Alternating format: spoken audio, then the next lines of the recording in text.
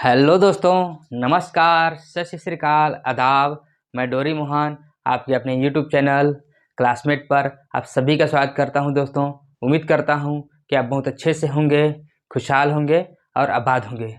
दोस्तों, आज हम अध्ययन करेंगे कि द्विविमीय आकृति के क्षेत्रफल में किस प्रकार से प्रतिशत परिवर्तन होता है। दोस्तों, आपने मेरे पिछले वीडियो में देखा होगा कि यदि प्रतिशत में 2 बार परिवर्तन हो, क्रमशः 2 बार वृद्धि हो या क्रमशः 2 बार कमी हो, या एक बार वृद्धि और कमी हो, या कमी और वृद्धि हो, तो हम एक फार्मूले का यूज करते थे।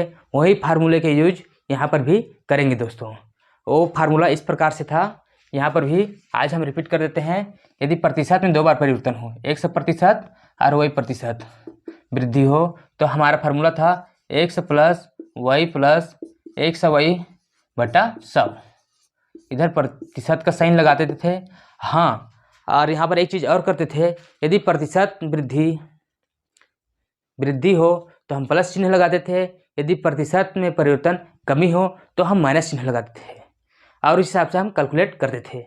सेम वही बात यहाँ पर भी करेंगे। यदि किसी भी द्विविमीय आकृति के एक विमा में यदि वृद्धि हो तो प्लस और कमी हो, दूसरी विमा में कमी हो तो वहाँ पर माइनस, और उस हिसाब से हम अपने फार्मूले में रख करके कैलकुलेट करेंगे। दोस्तों, तो चलिए दोस्तों, आज हम अपना पहला क्वेश्चन लेते हैं। पहला क्वेश्चन आपके स्क्रीन पे देखिए, इस प्रकार है।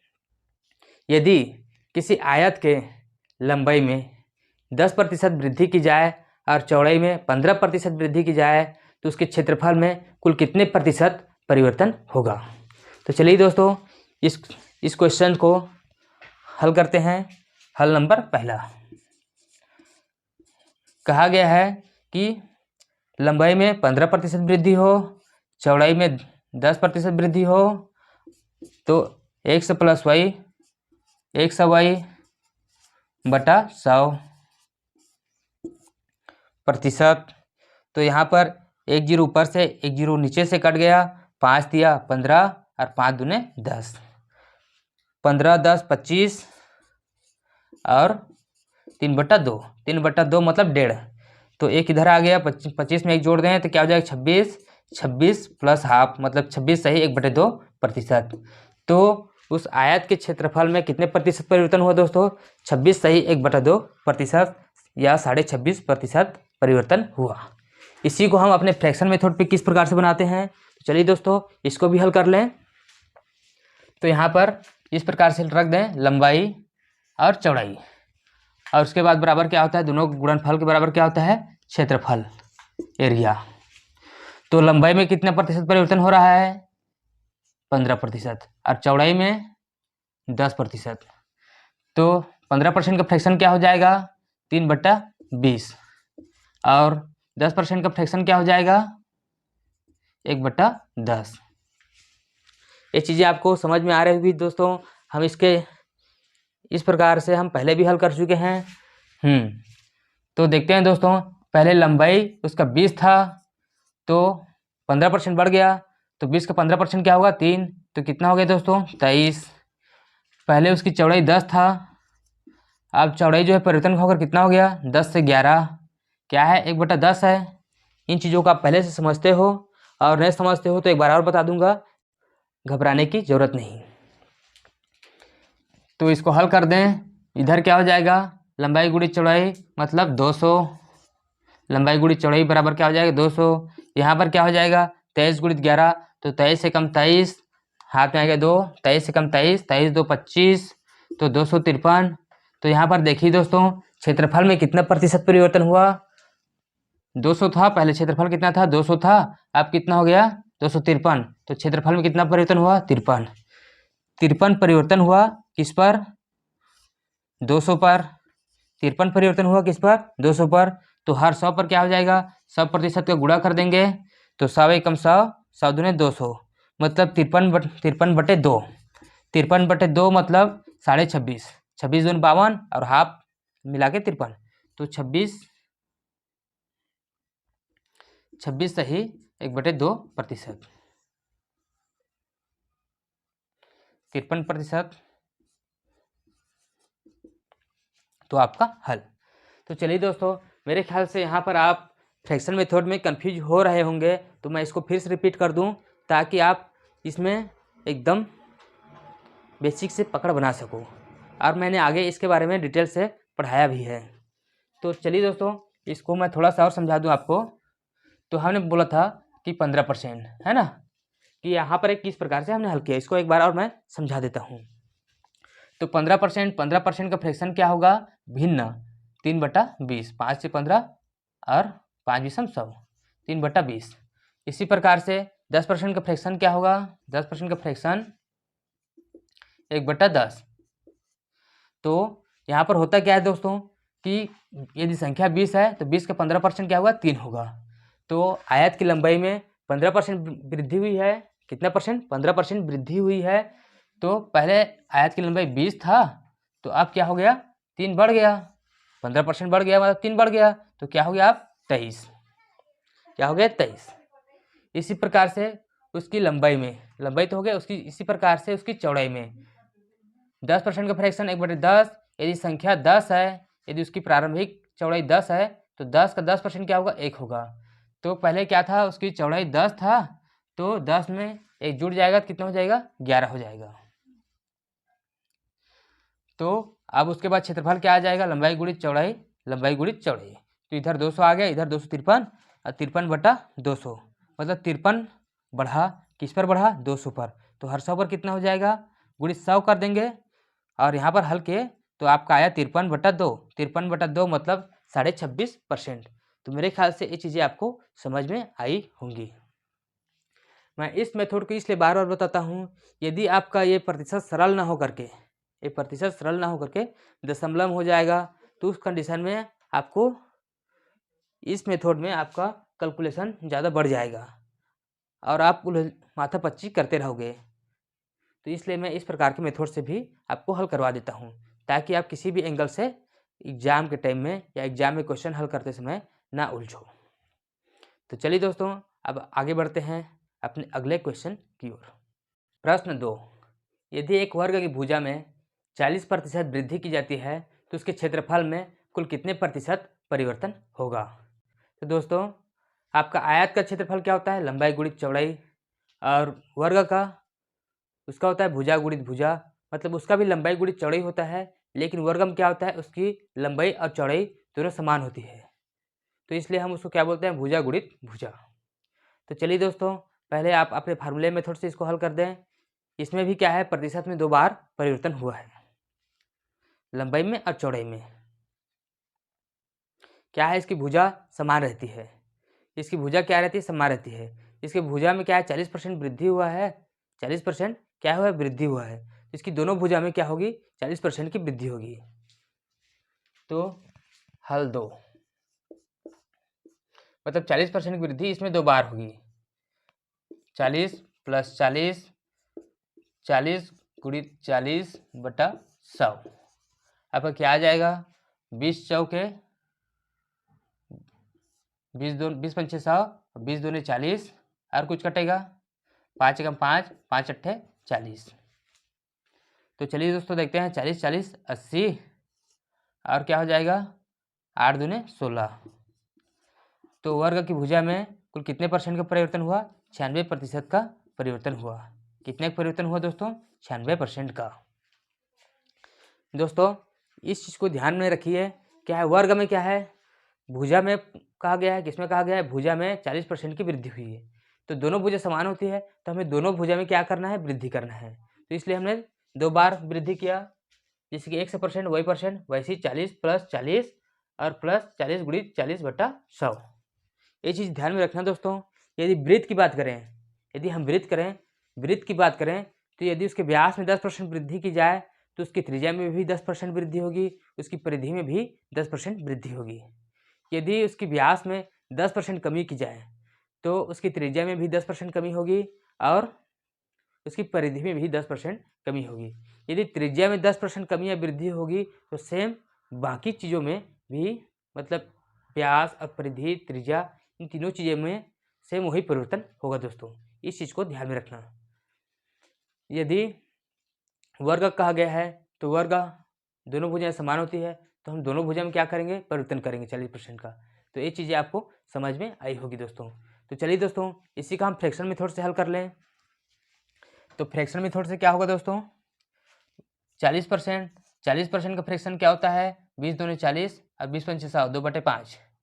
तो वर्ग की भुजा, तो यहाँ पर इस प्रकार से भुजा, इस प्रकार से इसको लिख देते हैं भुजा। और क्या है, क्षेत्रफल, क्षेत्रफल। तो पहले भुजा क्या था, 5 था। कोई संख्या 5 है तो 5 40% दो, तो भुजा क्या था, पहले 5 था, उसके बाद क्या हो गया, 5 2 7, मतलब 2 ऐड हो जाएगा। तो अब भुजा कितना हो गया, 7। तो इसका क्षेत्रफल कितना हो जाएगा, क्षेत्रफल भुजा गुणित भुजा, तो 5 5 25। इसका क्षेत्रफल कितना होगा, 5 5 25। और उसके बाद क्षेत्रफल वृद्धि के बाद क्या हो जाएगा, 7 है, तो 7 7 49। तो क्षेत्रफल में कितना प्रतिशत परिवर्तन हुआ, ये हमें ज्ञात करना है। तो 25 से 49 तो कितने हो गए दोस्तों, 24। कितना बढ़ा, 25 में कितना बढ़ा, 24। मतलब 25 से 49 जाने में कितना वृद्धि करना पड़ेगा, 24। तो इसमें कितना बढ़ा दोस्तों, 24। 24 वृद्धि हुआ किस पर, 25 पर। 24 वृद्धि हुआ किस पर, 25 पर। तो हर 100 पर क्या हो जाएगा, 100% का गुणा कर देंगे। और 25 से कम 25, 25 चौके 100, कितना आ गया 4। तो 24 चौके 96%, 24 चौके 96%। तो ये चीज़ें आपको समझ में आई होगी। चलिए दोस्तों, तीसरा क्वेश्चन आपकी स्क्रीन पे, यदि वृत्त की त्रिज्या में 20% वृद्धि की जाए तो उसके क्षेत्रफल में कुल कितने प्रतिशत की वृद्धि होगी।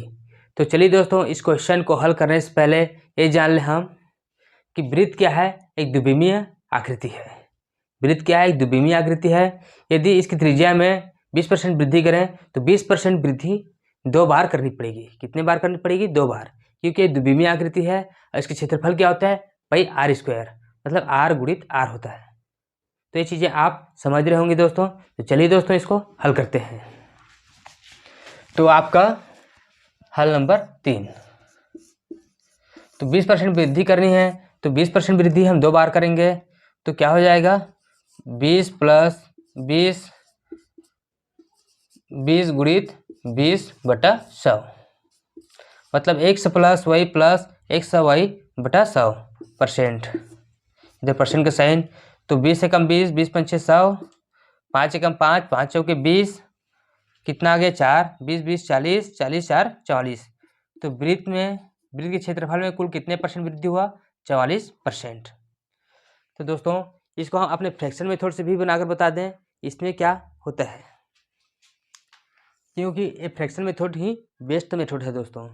ये क्या है, इसमें यदि किसी प्रकार से परसेंट में दशमलव दे दिया या आपका फ्रैक्शन में दे दिया तो समस्या है, लेकिन इस फ्रैक्शन मेथड में आप हल करोगे। तो चलिए दोस्तों, हल करते हैं। 20% का फ्रैक्शन क्या होता है, 1/5। 20% का फ्रैक्शन 1/5। यदि संख्या 20 है, 20% का फ्रैक्शन 1/5। यदि संख्या 5 है तो 5 का 20% क्या होगा, 1 होगा। 5 का 20% क्या होगा, 1 होगा। तो उसमें कितने परसेंट वृद्धि बोला है, त्रिज्या में 5%, तो 5 में 1 ऐड हो जाएगा। तो हम इसको इस प्रकार से समझते हैं दोस्तों, वृत्त की त्रिज्या क्या हो गई, r, उसका क्षेत्रफल क्या होता है, पाई r, उसका क्षेत्रफल क्या होता है, पाई r। तो वृत्त का त्रिज्या पहले क्या था, 5, अब कितना हो गया, 1 जुड़कर, मतलब 20% जुड़कर कितना हो गया, अब हो गया 6। तो इसका क्षेत्रफल क्या होगा, pi R square. Pi R square होता है तो क्या हो जाएगा, 5 × 6 25 पाई। आर स्क्वायर मतलब 5 × 6 25 पाई। और पहले क्या हो गया, 5 × 6 25। अब 20% वृद्धि के बाद क्या हो जाएगा, उसका क्षेत्रफल 6 × 6 = 36 पाई। वृत्त का क्षेत्रफल क्या हो गया, 20% वृद्धि के बाद 6 × 6 = 36 पाई। तो दोस्तों, ये पाई क्या है, पाई एक कांस्टेंट है, स्थिरांक है, मतलब इसका मान स्थिर रहता है। स्थिर रहता है कहने का मतलब क्या है, यहाँ पर एक एग्जांपल लेते हैं छोटा सा, थोड़ा ध्यान से देखिए। मैंने यहाँ पर एक छोटा वृत्त बनाया, क्या बनाया, छोटा वृत्त। और यहाँ पर मैंने एक बड़ा वृत्त बनाया। तो दोनों वृत्त का हम क्षेत्रफल ज्ञात करते हैं, तो पाई का मान वही रहता है दोस्तों। इसमें भी हम क्या करेंगे, पाई आर स्क्वायर, बेशक इसमें त्रिज्या छोटा है लेकिन पाई का मान हम वही रखते हैं 22/7 या 3.14। इसमें इस बड़े सर्कल में इस बड़े वृत्त का भी क्षेत्रफल ज्ञात करते हैं तो फार्मूला क्या रखते हैं, पाई r², वही पाई रखते हैं और वही पाई का मान ही रखते हैं 22/7 या 3.14। तो दोस्तों दोनों कंडीशन में क्या है, पाई क्या है, कांस्टेंट है, स्थिरांक है, हम इसकी उपेक्षा कर सकते हैं, इसको हम छोड़ सकते हैं। ये इस कांस्टेंट से हमारे आंसर में किसी प्रकार से कोई फर्क नहीं पड़ेगा दोस्तों, इन चीज़ों को आप ध्यान रखिए। तो यहाँ पर हम इस पाई को हटा दें, क्या है, पाई कांस्टेंट है, दोनों में ही वही पाई होगा। तो 25 से कितना वृद्धि हो गया दोस्तों, वृत्त के क्षेत्रफल में 25 से 36 हो गया, तो कितना वृद्धि हुआ, 25 5 30 और 6 11, मतलब 25 से 36 में कितना वृद्धि हुआ, 11 की वृद्धि हुई। कितने की वृद्धि हुई, 11 की वृद्धि हो गया। तो 11 की वृद्धि किस पर हुआ, 25 पर। तो हर 100 पर कितना हो जाएगा, गुणित 100 कर देंगे, तो 25 से कम 25, 25 चौके 100, तो 11 चौक 44%। तो वृत्त की त्रिज्या में 20% वृद्धि होने पर उस क्षेत्रफल में कितने परसेंट की वृद्धि हो गया, 44%। चलिए दोस्तों चौथा क्वेश्चन आपकी स्क्रीन पे, आप स्क्रीन पे देखिए। यदि एक आयत की लंबाई में 37.5% की वृद्धि की जाए और चौड़ाई में 20% की कमी की जाए तो क्षेत्रफल में कुल कितने प्रतिशत की कमी या वृद्धि होगी। तो चलिए दोस्तों इस क्वेश्चन को हल करते हैं। तो इसको हम फ्रैक्शन मेथड से हल करेंगे दोस्तों। आप सामान्य मेथड से हल करना चाहो तो जैसे कि हम x + y + x/100 इस विधि से भी हल कर सकते हो, लेकिन क्या है, हम यहाँ पर फ्रैक्शन मेथड से हल करते हैं इस क्वेश्चन को। तो कहा गया है कि आयत की लंबाई में 20% 37.5% की वृद्धि की जाए। आयत की लंबाई में कितनी वृद्धि की जाए, 37.5%। तो 37.5% का फ्रैक्शन क्या होता है दोस्तों, 3/8। 75% का 3/4, तो उसका जस्ट आधा है, तो 37.5% का फ्रैक्शन क्या हो जाएगा, 3/8। तो लंबाई में कितनी वृद्धि करना है, 37.5% की वृद्धि करना है। और चौड़ाई में दोस्तों, चौड़ाई में 20% की कमी करना है। लंबाई में 37.5% वृद्धि करनी है, चौड़ाई में क्या करना है, 20% की कमी करनी है। 20% का फ्रैक्शन क्या होगा दोस्तों, 1/5। तो यहाँ पर समझिए दोस्तों, यदि इसकी प्रारंभिक लंबाई 8 है, आयत की प्रारंभिक लंबाई क्या है, 8 है, तो 20% 37.5% बढ़कर कितना हो जाएगा दोस्तों, 3 बढ़ जाएगा, 3 ऐड हो जाएगा, तो उसकी लंबाई कितनी हो जाएगी, 11। यहाँ पर 20% का फ्रैक्शन 1/5। यदि प्रारंभिक चौड़ाई क्या है, 20 है, तो यहाँ पर क्या है, माइनस हुआ है, तो एक कम कर देंगे, 20% कमी हो रही है उसकी चौड़ाई में, तो एक कम कर देंगे, तो कितना हो जाएगा दोस्तों, 4। तो इसका क्षेत्रफल क्या हो जाएगा, एरिया बराबर एरिया, तो 8 पंचे 40। आयत का क्षेत्रफल कितना हो गया, 8 पंचे 40, और यहाँ पर उसकी वृद्धि होने के पश्चात 11 चौक 44। तो यहाँ पर देखिए दोस्तों कितना वृद्धि हो रहा है, 4 वृद्धि हो रहा है किस पर, 40 पर। 4 वृद्धि हुआ किस पर, 40 पर। तो 100 पर वृद्धि कितना होगा, गुणित 100%। 100% का गुणा कर दें तो 4 एकम 4 और 4 एकम 4 और 4 शून्य 0, इधर भी 0 आ गया, एक 0 इधर काट दें तो कितने की वृद्धि हुआ दोस्तों, 10% की वृद्धि हुआ। कितने परसेंट की वृद्धि हुआ, आयत के क्षेत्रफल में 10% की वृद्धि हुआ। क्या है, यहाँ पर वृद्धि हो रहा है, 40 से कितना हो रहा है उसका क्षेत्रफल, 44 हो रहा है, तो वृद्धि हो रहा है, तो कितने परसेंट की वृद्धि हो गया, 10% का वृद्धि हो रहा है दोस्तों। तो आप इस तरीके से बनाइए। तो चलिए दोस्तों अगला क्वेश्चन बहुत ही बढ़िया क्वेश्चन है, अगला क्वेश्चन लेते हैं। अगला क्वेश्चन आपके स्क्रीन पे,